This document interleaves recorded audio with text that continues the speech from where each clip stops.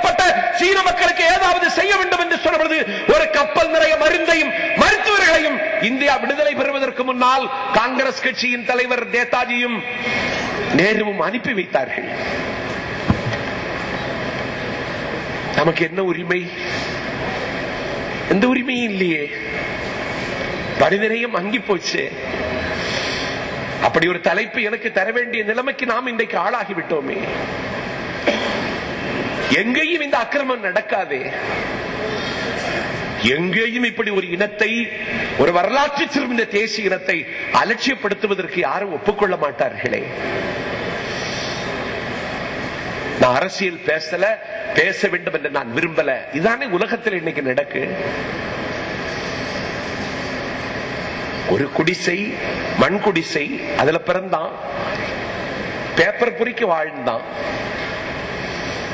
எந்த வசதியும் இல்லை அவனுக்கு.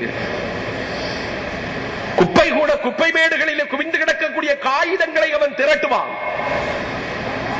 மாலையிலே கொண்டு போய் பழைய பேப்பர் கடையில் விற்பான். ஒரு நாள் அவன் மாலையிலே பழைய பேப்பர் கடையிலே பேப்பரை விற்றுவிட்டு ஒரு மாலை பத்திரிகை வாங்கி படிக்கிறான். ஒரு கருப்பு நிறமுள்ள நீக்ரோ அழுது கொண்டு வருகிறான். அப்படி ஒரு படம் போட்டிருக்கான் மாலை பத்திரிகையில. அந்த படத்துக்கு கீழே வருகிற செய்தியை பார்த்தால் ஒரு கருப்பு நிறமுள்ள நீக்ரோவை, வெள்ளை நிற திமிர் பிடித்த ஒரு காண்டாமிருகம் அவனை எட்டி உதைத்தான். இவன் எந்த குற்றமும் செய்யல. அவன் கீழே விழுந்துட்டான். கருப்பு நீக்கிறோம். எழுந்து நின்று கேட்டான், என்ன குற்றம் செய்தேன், ஏன் என்னை உதைத்தான்னு கேட்டான். அவன் சொன்னான், நாங்கள் உதைப்பதற்காகவே நீங்கள் சிருஷ்டிக்கப்பட்டிருக்கிறீர்கள் என்றான். அப்படியான்னு கேட்டுட்டு ஆறாத வேதனையில் நீதிமன்றத்தில் கொண்டு போய் மனு கொடுத்தான். எந்த குற்றமும் செய்யவில்லை, ஒரு நிறத்திமிர் பிடித்த வெள்ளைக்காரன் என்னை உதைத்தான். உதைத்தது வலிக்கல, அவன் சொன்னது வலிக்கிறது. நாவினால் சுட்டவடு, தீயினால் சுட்டவடு உள்ளாரும், ஆறாது நாவினால் சுட்டவடு. அவன் சுட்டது நாவினால் சுட்டவடு வலிக்கிறது. நாங்கள் உதைப்பதற்காகவே நீங்கள் சிருஷ்டிக்கப்பட்டு சொன்னா, கனம் நீதிபதி அவர்களே, இதை விசாரித்து எனக்கு நீங்கள் தீர்ப்பு தாருங்கள் என்று கேட்டான். நண்பர் சுரேஷ் கண்ணா ஒரு புகழ்பெற்ற பேராசிரியர், வழக்கறிஞராக இருக்கிற காரணத்தால் ஒரு சாமானியன். நான் ஒரு மாணவன் நிலையிலே நின்று கொண்டு உங்கள் கவனத்திற்கு சொல்லுகிறேன். இதுதான் அமெரிக்காவின் விடுதலை போராட்டம். அன்னைக்கு அமெரிக்காவில் அந்த கருப்பு நீக்குறவனுடைய மனு கவனத்தில் எடுத்துக் கொள்ளப்படவில்லை. அவன் நிராகரிக்கப்பட்டான். அவனுடைய மனுவை நீதிமன்ற விசாரணைக்கு எடுக்கல. ஒரு நாள் நீதிமன்றத்தில் கண்ணீரோடும் கவலையோடும், எனக்கு பின்னால் இங்கே தாக்கல் செய்யப்பட்ட மனுக்களின் மீது விசாரித்து நீங்கள் நடவடிக்கை எடுத்திருக்கிறீர்கள், என்னுடைய மனுவை நீங்க ஏன் விசாரணைக்கு எடுத்துக் கொள்ளவில்லை என்று அந்த நீதிபதி இடத்திலே கேட்டபொழுது அந்த நீதிபதியும் சொன்னான், இங்கே மனிதர்களின் மனுக்கள் மட்டுமே விசாரணைக்கு எடுத்துக் கொள்ளப்படும் என்றார். நீதிமன்றமும் சொன்னது நீ மனிதன் இல்லை என்று. நான் இனி என்ன செய்வேன் இறைவா என்றவன் கதறி அழுது கொண்டு போவதை ஒரு புகைப்படம் எடுத்து பேப்பர்ல போட்டான். பத்திரிகைக்காரர்கள் எல்லாம் அப்படி மனித உரிமை ஆர்வலர்களாக அன்றைக்கு இருந்தார்கள். எங்கே? அமெரிக்காவில்.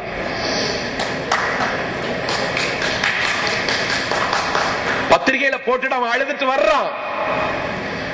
நீதிமன்றமே அவனை மனிதன் இல்லை என்று சொல்லிவிட்டது. பானைக்கு பசிக்கலாமா, விசிறிக்கு வேர்க்கலாமா, வேரிலை கொண்டு போய் விழுது வெந்நீரை ஊற்றலாமா, நகத்தை செதுக்கி அழுக்கி அகற்ற வேண்டிய கத்திரிக்கோள் விரலை வெட்டி வேடிக்கை பார்க்கலாமா, மலரை எடுத்து மாலை தொடுக்க வேண்டியவர்கள் இதழை கிழித்து சிதைத்து சின்னாபுரணப்படுத்தலாமா, ஆடுகளை காக்க வேண்டிய ஆதவர்கள் ஆட்டுக்குட்டிகளை ஓநாய்களிடத்தில் கொண்டு ஒப்படைக்கலாமா, காற்றாடியை கத்தியாக மாறலாமா, தாய்ப்பாலை நஞ்சாகலாமா, நீதிமன்றமே நீதியை புதைகுடிக்க அனுப்பலாமா?